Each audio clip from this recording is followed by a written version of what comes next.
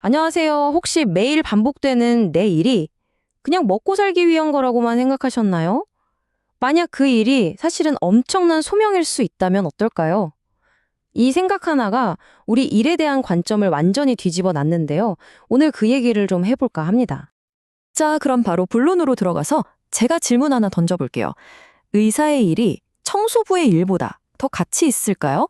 아마 많은 분들이 속으로 그렇지라고 생각하셨을 수도 있고 아니야 라고 생각하셨을 수도 있을 거예요. 어떠세요? 이 질문 하나에 우리가 무의식적으로 가지고 있는 일에 대한 편견, 어떤 서열의식이 그대로 드러납니다.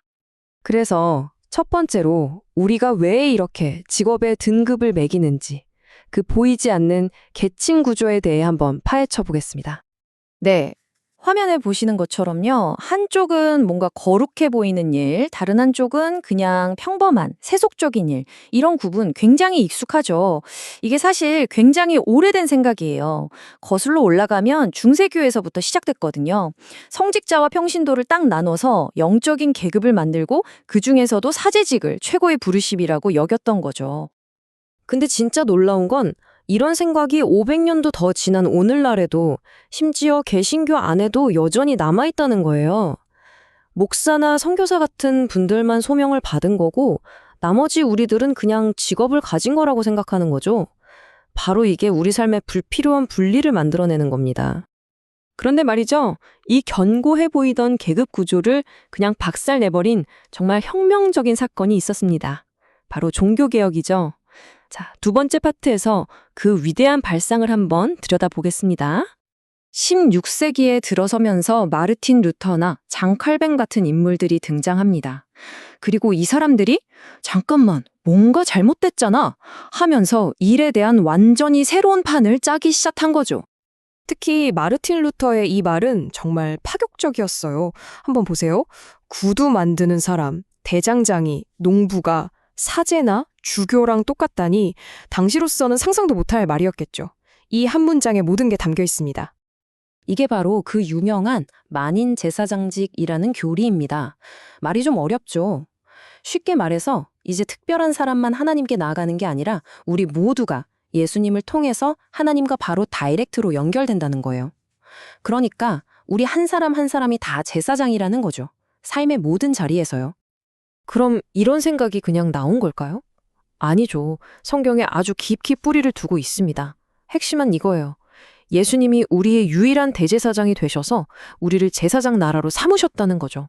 이게 원래는 구약의 이스라엘 민족에게만 해당되던 이야기였는데 이제는 믿는 사람이라면 누구에게나 적용되는 개념으로 확 바뀐 겁니다. 자, 그럼 이제부터가 진짜 중요합니다. 500년 전의 이 아이디어가 21세기를 사는 우리랑 도대체 무슨 상관이 있을까요? 내 책상, 내 일터와는요? 세 번째 섹션, 당신의 책상은 재단입니다에서 그 답을 찾아보겠습니다. 결론부터 말씀드릴게요. 영적인 일, 세속적인 일 이런 구분 이제 없습니다. 그냥 없어요. 법적으로나 도덕적으로 문제없는 모든 일은 그 자체로 거룩한 부르심, 즉 소명이라는 겁니다. 예를 들어볼까요? 만약 여러분이 프로그래머라면 그 복잡한 코드를 짜고 버그를 잡는 그 모든 과정이 하나님을 섬기는 제사장의 일이라는 거예요. 꼭 돈을 버는 일만 그런 게 아니에요. 집에서 아이를 돌보는 부모의 일 있죠? 그 끝없는 인내와 사랑이 필요한 일이야말로 하나님이 보시기에 가장 귀한 제사장적 사역 중 하나입니다. 종교개혁가들이 예로 들었던 금속세 공사도 마찬가지죠. 뜨거운 불 앞에서 땀 흘리며 망치를 두드려 무언가를 만들어내는 그 모든 과정이 하나님을 향한 예배가 될 수 있다는 겁니다. 밀리엄 튠데일이라는 또 다른 종교개혁가의 말은 한술 더 뜹니다. 진짜 충격적이에요. 접시 닦는 거랑 설교하는 거랑 하나님 보시기엔 아무 차이 없다. 와, 이보다 더 완벽하게 일의 계층을 무너뜨리는 말이 있을까요? 그런데 이렇게 위대한 가르침도 우리가 잘못 이해하면 그냥 경건한 핑계가 될 수 있습니다.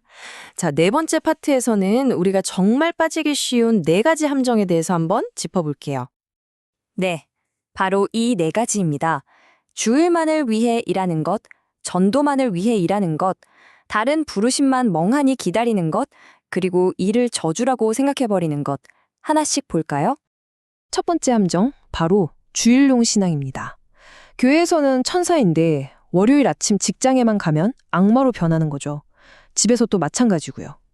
성경은 이런 걸 회칠한 무덤이라고 아주 강하게 비판하죠. 진짜 믿음은 어디서나 똑같아야 합니다. 두 번째는 일의 본질을 잇는 거예요. 이런 이야기가 있어요. 구두를 닦으면서 계속 손님한테 전도만 하던 구두 닦기가 있었대요. 결과가 어땠을까요?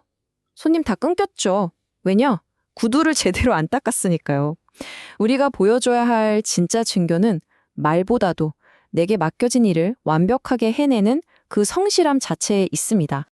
세 번째, 내 진짜 소명은 이게 아닌데 하면서 지금 하는 일을 대충 하는 태도. 이거 정말 위험합니다. 기억하세요. 하나님은 언젠가의 당신을 부르신 게 아니라 지금 여기에 당신을 부르셨습니다. 바로 그 자리가 당신의 소명의 자리예요. 마지막 함정은 일을 벌이나 저주로 생각하는 겁니다. 우리가 죄를 지어서 힘들게 일하게 됐다고요? 반은 맞고 반은 틀립니다. 성경을 보면요. 하나님은 인간이 타락하기 훨씬 전에 에덴 동산에서부터 아담에게 일을 주셨어요. 땅을 경작하고 돌보는 일이요. 일은 저주가 아니라 원래부터 우리 삶의 목적이자 예배였습니다. 자, 이제 이 모든 조각들을 하나로 모아볼 시간입니다. 마지막 섹션의 제목은 정말 의미심장한데요. 바로 삶이 곧 선교다입니다. 이게 오늘 이야기의 결론입니다.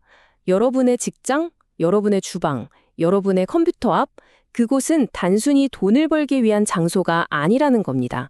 그곳이 바로 하나님을 예배하고 내 이웃을 섬기는 가장 중요한 예배의 현장이자 선교지라는 것. 이걸 꼭 기억하셨으면 좋겠습니다. 마지막으로 이 질문을 한번 스스로에게 던져보시면 어떨까요? 회사에서 받은 내 직무 기술서, 그 지루한 종이 한 장이 사실은 하나님이 나에게 주신 사명 선언서라면 과연 내일부터 여러분의 일은 또 일에 대한 태도는 어떻게 달라질까요? 한번 깊이 생각해 보시는 시간이 되길 바랍니다.